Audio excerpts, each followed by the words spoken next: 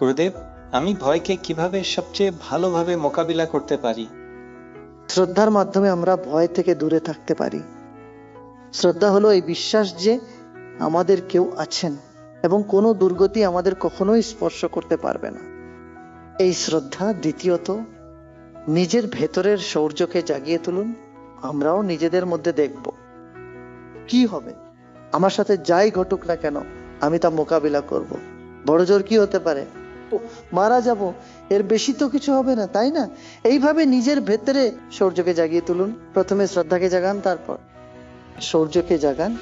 অথবা তৃতীয় উপায় হলো সমাধি লাভ করুন, ধ্যান করুন। এই তিনটির মাধ্যমে আপনি ভয় থেকে মুক্ত হয়ে যাবেন। ধ্যান করলেও আপনি মুক্ত হবেন। এমন অটুট শ্রদ্ধা থাকলে আপনি ভয় থেকে মুক্ত হবেন।